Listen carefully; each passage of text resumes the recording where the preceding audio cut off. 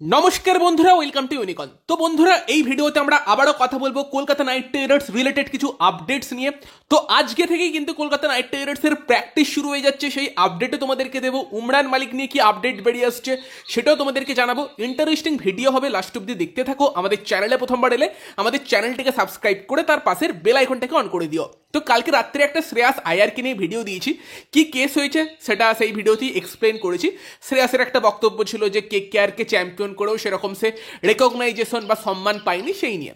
তবে আমি আরেকটা জিনিস কালকে রিয়েলাইজ করলাম যে দেখো, হতে পারে এটাও যে ইন্ডিয়া চ্যাম্পিয়ন হয়ে এসেছে, পার্টি ফার্টি করেছে, হয়তো তোমার একটু বেশি এনজয়মেন্ট হয়ে গিয়েছে, খাওয়া টাওয়া হয়ে গিয়েছে, তো সেজন্য শ্রেয়াস হয়তো কলকাতায় খেলতে চেয়েছিল, এবার সেটা হয়নি বলে একটু দুঃখী আর কি হয়তো বলে ফেলেছে। বুঝতে পারছো তো কি বলতে চাইছি?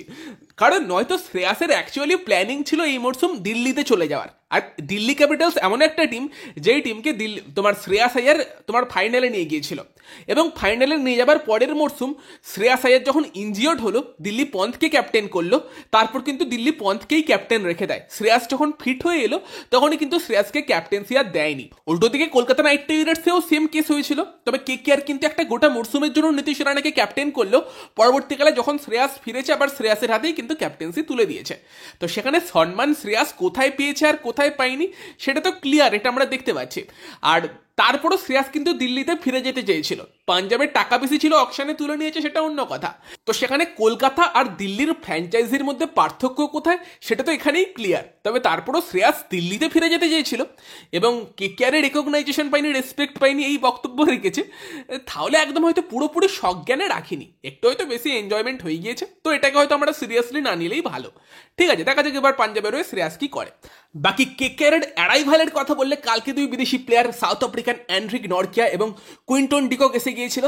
যেরকমটা তোমাদেরকে কালকে জানিয়েছিলাম যে আজকে ক্যারিবিয়ান ফ্লেভারও চলে আসবে কলকাতা নাইট রাইডার্স টিমে। তো Dwayne Bravo Kolkata night Riders টিমের নতুন মেন্টর, তিনি তো চলে এসেছেনই, এবং তারই সঙ্গে কলকাতা নাইট রাইডার্সের দুই মোস্ট ভ্যালুয়েবল প্লেয়ার, দুই সব থেকে গুরুত্বপূর্ণ প্লেয়ার সুনীল নারাইন এবং আন্দ্রে রাসেল, তারা কিন্তু কলকাতায় পদার্পণ করে ফেলেছেন। তো সুনীল নারাইন এবং আন্দ্রে রাসেল তারা চলে এসেছেন, এবং তারই সঙ্গে কলকাতা নাইট রাইডার্সের ইন্ডিয়ান ব্রিগেড কালকেই চলে এসেছে। তোমাদের যেরকমটা জানিয়েছিলাম, আস্তে আস্তে কেকেআরের তরফ থেকে পোস্ট করা হচ্ছে, যেখানে কিন্তু ভেঙ্কটেশ আইয়ার, রিঙ্কু সিং, অঙ্গক্রিস রঘুবংশী, বৈভব আরোরা, মায়াঙ্ক মার্কান্ডে, তার সঙ্গে তোমার অনুকূল রয়, তারা কিন্তু প্রত্যেকেই যোগ দিয়ে দিয়েছে। বাকি তো মনীষ পান্ডে, রমনদীপ সিং, তারা আগেই যোগ দিয়ে দিয়েছিল, কালকেই জানিয়ে দিয়েছিলাম। এবং তারই সঙ্গে সঙ্গে কিন্তু কলকাতা নাইট রাইডার্সের বোলিং কোচ ভরত অরুণ, তিনিও কিন্তু যোগ দিয়ে দিয়েছেন। মানে ওভারঅল কলকাতার ইন্ডিয়ান প্লেয়ারদের মধ্যে উমরান মালিক, শ্রেয়াস আয়ার, আর বাকি তার সঙ্গে কিন্তু তোমার বরুণ চক্রবর্তী, হর্ষিত রানা, তাদের একটুখানি তারা বাড়িতে রেস্ট নিয়ে চ্যাম্পিয়ন হয়ে এসেছে, 17 তারিখ যোগ দেবে সেটা খবর আছে। বাকি সবাই কিন্তু চলে এসেছে।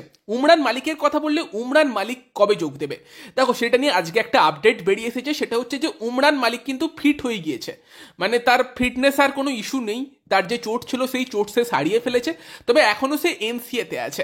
এনসিএ বলতে ন্যাশনাল ক্রিকেট একাডেমি, যেহেতু সে বিসিসিআই এর সঙ্গে কন্ট্রাক্টেড প্লেয়ার, সেখানে সে রিকভারি করছে। তবে এনসিএর তরফ থেকে তাকে কিন্তু এখনো 100% ফিট সেই সার্টিফিকেট দেওয়া হয়নি, সেটারই ওয়েট করছে। যখন এনসিএর তরফ থেকে তাকে একদম 100% ফিট ডিক্লেয়ার করা হবে, তারপরে সে এসে কিন্তু কেকেআর টিমে যোগ দিতে পারে। নর্মালি এই সময় দাঁড়িয়ে উমরানের কোনো ইনজুরি নেই, যে ইনজুরি থেকে রিকভারি করছিল সে এনসিএতে, সেই ইনজুরি থেকে রিকভারি কিন্তু তার হয়ে গিয়েছে। তবে যতক্ষণ না পর্যন্ত সে এনসিএ থেকে তোমার একদম পুরোপুরি ফিট সার্টিফিকেট পাচ্ছে, ততক্ষণ পর্যন্ত সে কেকেআর টিমে কিন্তু যোগ দিতে পারবে না। দেখা যাক এবার সেটা কবে সে পায়, তো সেটার জন্য আমাদেরকে ওয়েট করতে হবে। আজকে থেকেই কিন্তু কলকাতা নাইট রাইডার্সের প্র্যাকটিস শুরু হয়ে যাচ্ছে। আজকে প্রথম প্র্যাকটিস সেশন কলকাতা নাইট রাইডার্সের, যেটা কিন্তু তোমার সন্ধে বিকেল 5টা থেকে রাত 8টা অবধি হবে। এবার এই প্র্যাকটিস সেশনের কোনো ক্লিপ আমরা কেকেআর অফিসিয়াল পেজ থেকে দেখতে পাই কিনা সেই দিকে নজর থাকবে, যে তারা লাইভ ফাইভ করে কিনা, না করলে করবে না। বাট আজ থেকে কিন্তু কেকেআর প্র্যাকটিস শুরু হয়ে যাচ্ছে, তোমার কোচ, মেন্টর সবাই চলে এসেছে। আজকে হয়তো নারায়ণ রাসেলের মতো প্লেয়াররা প্র্যাকটিসে নাও নামতে পারে, কালকে থেকে নামতে পারে, কিন্তু আজকে থেকেই কেকেআর প্র্যাকটিস শুরু হয়ে যাচ্ছে। তো গাইস, এই আপডেটগুলোই তোমাদেরকে এই ভিডিওতে দেওয়ার ছিল। আমাদের চ্যানেলের সঙ্গে যুক্ত থাকো আরও এই ধরনের ভিডিও পাওয়ার জন্য, কলকাতা নাইট রাইডার্স রিলেটেড সব আপডেট পাওয়ার জন্য। আর ভিডিওটা ভালো লাগলে ভিডিওটাকে লাইক করে দিও, শেয়ার করে দিও। আমাদের চ্যানেলে প্রথমবার এলে আমাদের চ্যানেলটিকে সাবস্ক্রাইব করে তার পাশের বেল আইকনটাকে অন করে দিও। তো চলো গাইস, এই ভিডিওতে এই পর্যন্তই, বাই বাই।